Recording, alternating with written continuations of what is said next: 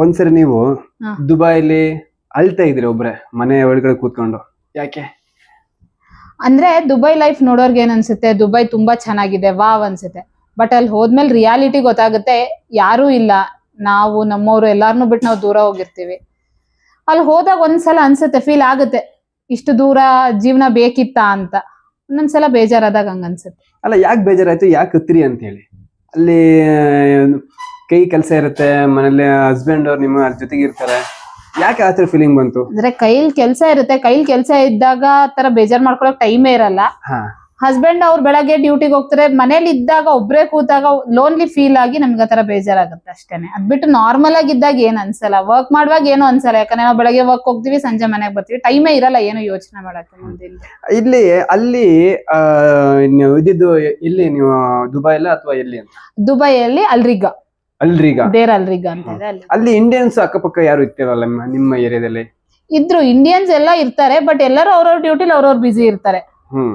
Pack life Dubai ಒಂಥರ pack life. ಇಲ್ಲಿ ಹೇಗೆ ಬೆಂಗಳೂರಲ್ಲಿ IT-BT ತರ ಬಿಸಿ ಇರ್ತಾರೆ, ದುಬೈಲು ಅದೇ ತರ ಎಲ್ಲರೂ ಬಿಸಿ ಇರ್ತಾರೆ.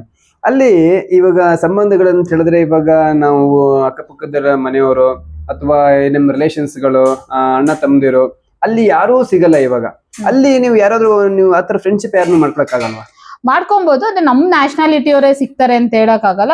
ಎಲ್ಲಾ ನ್ಯಾಷನಾಲಿಟಿ ಇರೋದ್ರಿಂದ ಫ್ರೆಂಡ್ಸ್ ಇರ್ತಾರೆ, ಬಟ್ ಎಲ್ಲರೂ ನಮ್ ಟೈಮಿಗೆ ಎಲ್ಲರೂ ಆಗಲ್ಲ. ಹೈ ಬೈ ಫ್ರೆಂಡ್ಸ್ ಎಲ್ಲಾ ಕಡೆ ಇರ್ತಾರೆ ದುಬೈಲು. ಈಗ ಕಲ್ಚರ್ ವೈಸ್ ಹೋದ್ರೆ ಇವಾಗ ನಮ್ಮ ಇಂಡಿಯನ್ಗೂ ಮತ್ತೆ ದುಬೈಗೂ ಅದು ಹೇಗೆ ಕಂಪ್ಯಾರಿಸನ್ ಹೇಗೆ ಮಾಡಬಹುದು? ಅಂದ್ರೆ ಕಂಪ್ಯಾರಿಸನ್ ಮಾಡಕ್ ಆಗಲ್ಲ. ಯಾಕಂದ್ರೆ ದುಬೈಲ್ ಬಂದ್ಬಿಟ್ಟು ಒಂದ್ ಕಸ್ಟಮ್ ಇರಲ್ಲ. Dubai is a land of all culture customs. ಯಾಕಂದ್ರೆ ಆಲ್ ನ್ಯಾಷನಾಲಿಟೀಸ್ ಇರ್ತಾರೆ ದುಬೈಲಿ. ಅದರಿಂದ ನೀವು ಡಿಫ್ರೆಂಟ್ ನ್ಯಾಷನಾಲಿಟಿ ನೋಡ್ಬೇಕು ಅಂದ್ರೆ ದುಬೈಗೆ ಹೋಗ್ಬೇಕು. ಯಾಕಂದ್ರೆ ಎಲ್ಲಾ ನ್ಯಾಷನಾಲಿಟಿ ಅವರು ಇರೋದ್ರಿಂದ ನಾವು ಇಲ್ಲಿದು ಅಲ್ಲಿದು ಅಂತ ಕಂಪೇರ್ ಮಾಡಕ್ ಆಗಲ್ಲ. ಆಲ್ ಕೈಂಡ್ ಆಫ್ ನ್ಯಾಷನಾಲಿಟೀಸ್ ಇದಾರೆ, ಎಲ್ಲಾ ತರದ್ದು ಕಲ್ಚರ್ ಇದೆ ಅದರಿಂದ. ಮತ್ತೆ ಫುಡ್ ಎಲ್ಲ ಹೇಗೆ ಅಲ್ಲಿ? ನಮ್ಮ ಇಂಡಿಯನ್ಸ್ ಅಲ್ಲಿ ಕಡುಬು ಇರುತ್ತೆ, ರೊಟ್ಟಿ ಇರುತ್ತೆ, ಹಲಸಿನ ಬಡಕ್ ಇರುತ್ತೆ. ಅಲ್ಲಿ ಬರೀ ಬನ್ನು ಬ್ರೆಡ್ ಆ ತರನ? ಇಲ್ಲ, ಬನ್ನು ಬ್ರೆಡ್ ಅಂತ ಏನಿಲ್ಲ, ನಾರ್ಮಲ್ ಎಲ್ಲಾ ತರದ ಫುಡ್ ಇದೆ ಅಲ್ಲಿ. ನಾವು ಸುಮ್ನೆ ಅನ್ಕೊಂತೀವಿ ಏನು ದುಬೈಯಲ್ಲೂ ಎಲ್ಲಾ ತರದ ಫುಡ್ಸ್ ಇದೆ. ಯಾಕಂದ್ರೆ ಇದು ಆಲ್ ನ್ಯಾಷನಾಲಿಟೀಸ್ ಇರೋದ್ರಿಂದ, ಎಲ್ಲಾ ನೇಷನ್ ಅವರು ಇರೋದ್ರಿಂದ ಅವ್ರ ರಿಲಿಜಿಯನ್ ಫುಡ್ ನ ಅವ್ರು ಮಾಡ್ಕೊಂತಾರೆ. ಈಗ ದುಬೈಲಿ ನಮ್ಮ ಇದು ಇಂಡಿಯಾಗ ಹೋಲ್ಸ್ಕೊಂಡ್ರೆ ಈಗ ನ್ಯಾಚುರಲ್ ಇವಾಗ ಎಲ್ಲ ನ್ಯಾಚುರಲ್ ಆಗಿರುತ್ತೆ. ಮರ ಆಗ್ಲಿ ಮತ್ತೆ ಏರಿಯಾ ಆಗ್ಲಿ, ಬೆಟ್ಟ ಗುಡ್ಡಗಳಾಗ್ಲಿ, ಅಲ್ಲಿ ಬರೀ ಎಲ್ಲ ಆರ್ಟಿಫಿಷಿಯಲ್ ಹೇಗೆ ಅಂತ?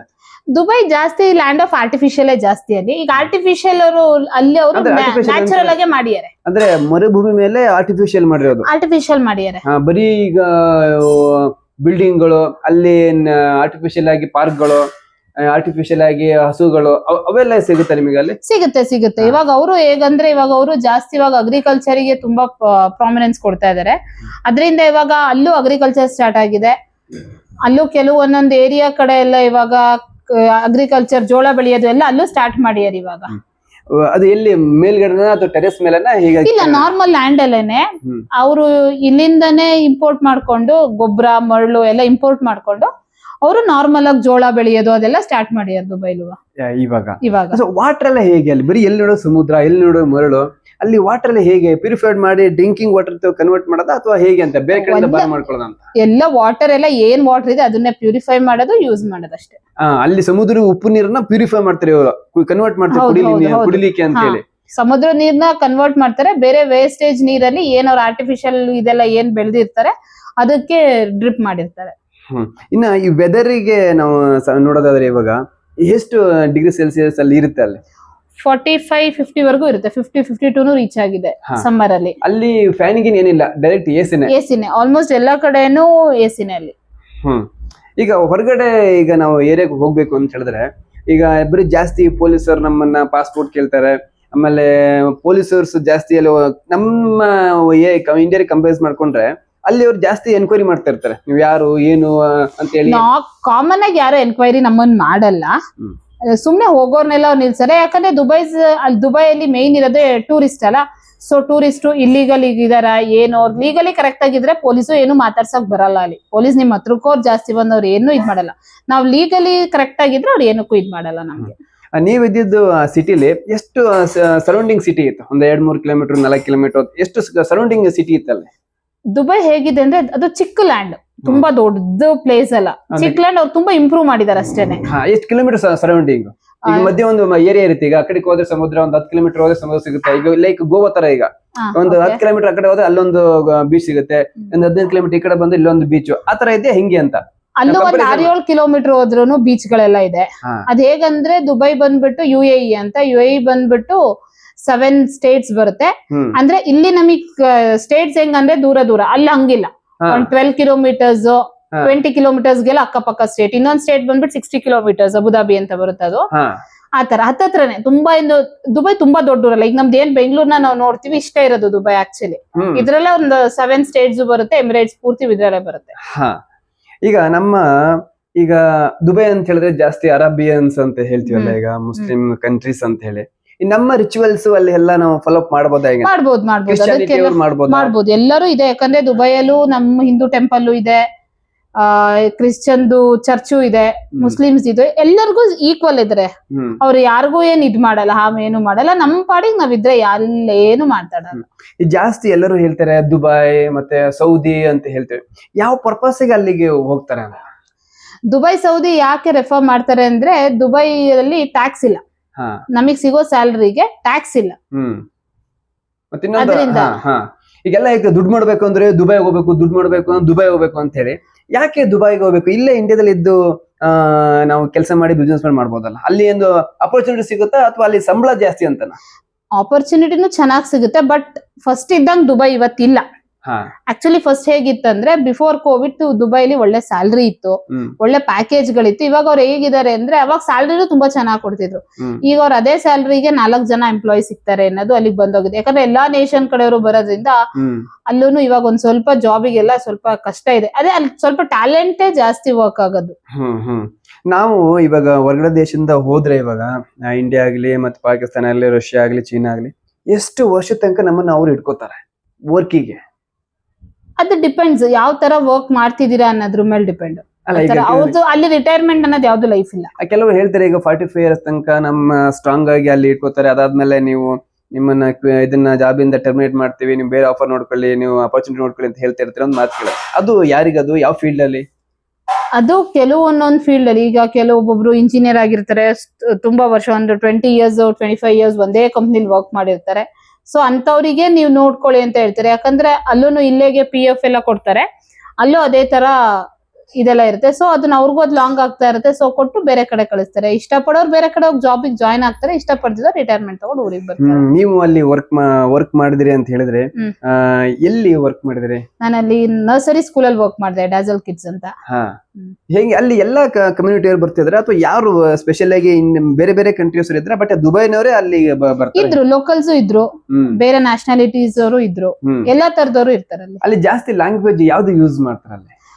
ಅಲ್ಲಿ ಕಾಮನ್ಲಿ ಎಲ್ಲಾ ಕಡೆ ಹೋದಾಗ ನಮ್ಗೆ ಇಂಗ್ಲಿಷೇ ಜಾಸ್ತಿ ಎಲ್ಲರೂ ಯೂಸ್ ಮಾತಾಡೋ ಲ್ಯಾಂಗ್ವೇಜ್. ಯಾಕಂದ್ರೆ ಎಲ್ಲರಿಗೂ ಬರುವಂತ ಲ್ಯಾಂಗ್ವೇಜ್ ಇಂಗ್ಲಿಷು, ಹಿಂದಿಲೇ ಜಾಸ್ತಿ ಕಮ್ಯುನಿಕೇಶನ್. ಹಿಂದಿ ಅಲ್ಲಿ ಮಾತಾಡೋರು ಜಾಸ್ತಿ ಇದಾರ? ಹಿಂದಿ ಅಂದ್ರೆ ಅದೇ ಇಂಡಿಯನ್ಸ್ ಇವ್ರುಗಳೆಲ್ಲ ಹಿಂದಿ ಸ್ವಲ್ಪ ಮಾತಾಡ್ತಾರೆ. ಇನ್ ಬೇರೆ ಆಲ್ಮೋಸ್ಟ್ ಎಲ್ಲರೂ ಯೂಸ್ ಮಾಡೋದು ಇಂಗ್ಲಿಷೇ.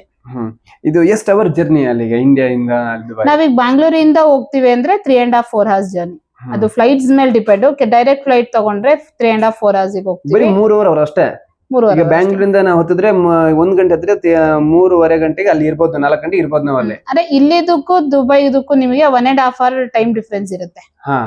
ಸೊ ಇವಾಗ ಟೈಮ್ ಬಂದು 11:30, ದುಬೈಲಿ ಇವಾಗ 10 o'clock ಟೈಮ್. ಆತರ ಅಂದ್ರೆ ಹಿಂದೆ ನಮ್ದು ಫಾಸ್ಟ್ ಇರುತ್ತೆ. ಇಂಡಿಯಾ ಫಾಸ್ಟ್ ಇದೆ, ನಾವು ಸ್ವಲ್ಪ ಫಾಸ್ಟ್ ಇದೀವಿ. ಅವರು 1.5 hour ಹಿಂದೆ ಇರುತ್ತೆ ಟೈಮ್. ಅಲ್ಲಿ ಟ್ರೈನ್ ಎಲ್ಲ ಇಲ್ಲ? ಇವಾಗ ಟ್ರೈನ್ ಮಾಡ್ತಾ ಇದಾರೆ. ಇಷ್ಟ ದಿನ ಇರ್ಲಿಲ್ಲ, ನಾರ್ಮಲ್ ಬಸ್ ಇದೆ, ಮತ್ತೆ ಮೆಟ್ರೋ ಇದೆ. ಇವಾಗ ಟ್ರೈನ್ ಇವಾಗ ಸ್ಟಾರ್ಟ್ ಮಾಡ್ತಿದ್ದಾರೆ, ವರ್ಕ್ ನಡೀತಾ ಇದೆ. ಈಗ ಅಲ್ಲಿ ಕರೆನ್ಸಿ ಯಾವ್ದು ಮೇಡಮ್? ಅಲ್ಲಿ ಕರೆನ್ಸಿ ಬಂದು ದಿರಮ್ ಅಂತ. ಅಂದ್ರೆ ನಾವು ಎಷ್ಟು ನಮ್ಮ ಇಂಡಿಯಾ ರೂಪಿಗೂ ಅಲ್ಲಿಗೂ ಎಷ್ಟೆಷ್ಟು ಡಿಫರೆನ್ಸ್ ಇರುತ್ತೆ? ಅದು ಫ್ಲಕ್ಚುಯೇಟ್ ಆಗ್ತಾ ಇರುತ್ತೆ, ಇದೇ ತರ ಇರುತ್ತೆ ಅಂತ ಹೇಳಕ್ ಆಗಲ್ಲ. ಅದು ಅಪ್ರಾಕ್ಸಿಮೇಟ್ ಎಷ್ಟಿರುತ್ತೆ? ಇವಾಗ 25.25 ಇದೆ. ನಾನು ಫಸ್ಟ್ ದುಬೈಗೆ ಹೋದಾಗ 2021 ಅಲ್ಲಿ 22 ಇತ್ತು, 21-22 ಇತ್ತು. ಈಗ ನಾವ್ ಹೆಂಗ್ ಖರ್ಚು ಮಾಡಿದ್ವಿ? ಈಗ ನಮ್ದು 10 ರೂಪಾಯಿ ಇದ್ರೆ ನಮ್ಗೆ ಗೊತ್ತಿರುತ್ತೆ 10 ರೂಪಾಯಿ ಅಂತ ಹೇಳಿ. ಬಟ್ ನಾವು ಅದನ್ನ ಕನ್ವರ್ಟ್ ಆದ್ಮೇಲೆ ಅಲ್ಲಿ ಸ್ಯಾಲ್ರಿ ಬಂದ್ರೆ ನಾವು ಅದನ್ನ ಖರ್ಚು ಮಾಡ್ಲಿಕ್ಕೆ ಈಸಿ. ಬಟ್ ನಾವು ಅದನ್ನ ಕನ್ವರ್ಟ್ ಮಾಡಿ ಖರ್ಚು ಮಾಡ್ಬೇಕಾದ್ರೆ ನಮಗೆ ಅದು ಕ್ಯಾಲ್ಕುಲೇಷನ್ಸ್ ಗೊತ್ತಾಗ್ತಿರತ್ತೆ, ಎಷ್ಟು ಖರ್ಚು ಮಾಡ್ತಿದೀವಿ ಅಂತ. ಗೊತ್ತಾಗುತ್ತೆ. ಈಗ ಒಂದ್ ದಿರಂ ತಗೋಬೇಕು ಅಂದ್ರೆ 20 ಕೊಡ್ಬೇಕು. ನಾವು ಯಾವಾಗ್ಲೂ ಅಷ್ಟೇ ನಾವು ಹೊರಗಡೆ ಯಾವ ದೇಶಕ್ಕೆ ಹೋದ್ರು ಅಷ್ಟೇನೆ ನಾವ್ ಅಲ್ಲಿ ಸ್ಯಾಲ್ರಿ ತಗೊಂಡಾಗ ನಾವ್ ಅಲ್ಲಿ ಲೆಕ್ಕದಲ್ಲೇ ಯೋಚನೆ ಮಾಡಿ ಖರ್ಚು ಮಾಡಿದ್ರೆ ಖರ್ಚು ಮಾಡ್ತೀವಿ. ಹಾ ನಾವ್ ಚಿಕ್ಕದಕ್ಕೂ ನಾವು ಕ್ಯಾಲ್ಕುಲೇಟ್ ಮಾಡ್ತಾ ಹೋದ್ರೆ ಹಾ. ನಾವ್ ಮಾಡಲ್ಲ. ಯಾಕಂದ್ರೆ ಸುಮ್ನೆ ಒಂದ್ ಕಾಫಿ ಕುಡಿಯೋಕೆ ಅಲ್ಲಿ 2 ದಿರಂ ಬೇಕು. ಒಂದ್ ಕಪ್ ಕಾಫಿಗೆ ನಾವೇನ್ ಲೆಕ್ಕ ಅದೇ ಹಾಕ್ತೀವಿ, ಅವ್ರಿಗೆ 50 ರೂಪಾಯಿ. ನಮಗ್ ಬೇಕಿತ್ತ 50 ರೂಪಾಯಿ ಕಾಫಿ, ಬೇಡ ಅನ್ಕೋತೀವಿ. ಅದೇ ನಾವ್ ಅಲ್ಲಿ ಅಲ್ಲಿ ನಮ್ ಸ್ಯಾಲ್ರಿನ ಯೋಚನೆ ಮಾಡ್ಕೊಂಡ್ರೆ ಅದ್ ಮ್ಯಾಟ್ರ್ ಎಲ್ಲ ಅನ್ಸುತ್ತೆ. ಈಗ ಅಲ್ಲಿ ಎಷ್ಟು ಅಲ್ಲಿ ದಿರಂ ಲೆಕ್ಕ ಹೋದ್ರೆ ಎಷ್ಟು ಸಂಬಳ ಇರುತ್ತೆ ನಮ್ಮ ಅಲ್ಲಿ ಸಾಮಾನ್ಯವಾಗಿ? ಇರುತ್ತೆ, ಒಬ್ರಿಗೆ 3,500 ಇರುತ್ತೆ, ಒಬ್ರಿಗೆ 5.5 ಇರುತ್ತೆ. ಡಿಫ್ರೆನ್ಸ್ 5.5 ಅಂದ್ರೆ 5.5 ದಿರಂ ಅಂತೇಳಿ ಅಲ್ಲ, 5,500 ದಿರಂ ಅಂದ್ರೆ ಆಲ್ಮೋಸ್ಟ್ 1,00,000 ಚಿಲ್ಲರೆ ಬರುತ್ತೆ. 5,500 ದಿರಂ ಅಂತೇಳಿ. ಅದ್ರಲ್ಲಿ ನಾವು 2,500 ಖರ್ಚು ಮಾಡ್ಕೊಂಡು ಇನ್ನು 2,500 ಇಂಡಿಯಾಕ್ಕೆ ಕಳ್ಸಿದ್ರೆ ಅದು ಡಬಲ್ ಆಗಿರುತ್ತಲ್ಲ. ಕೆಲವ್ರು ಆತರ ದುಡ್ಡು ಮಾಡತ್ತಾರ ಹೇಗೆ ಅಂತ. ಈಗ ಅಪ್ರಾಕ್ಸಿಮೇಟ್ ಹೆಂಗೆ ಅಂತ ಹೇಳಿದ್ರೆ ಮೇಡಮ್, 5,500 ನಾವು ದಿರಂ ಅಲ್ಲಿ ಸ್ಯಾಲ್ರಿ ತಗೋತೀವಿ, 2,500 ರೂಪಾಯಿ ಖರ್ಚು ಮಾಡ್ತೀವಿ ನಾವು ಬಾಡಿಗೆ, ಅಲ್ಲಿ ನಮ್ದು ಲೈಫ್ ಸ್ಟೈಲ್ ಎಲ್ಲ ಇದು ಮಾಡಿ ಇದು ಬಟ್ಟೆ ಗಿಟ್ಟೆ ಅಂತ.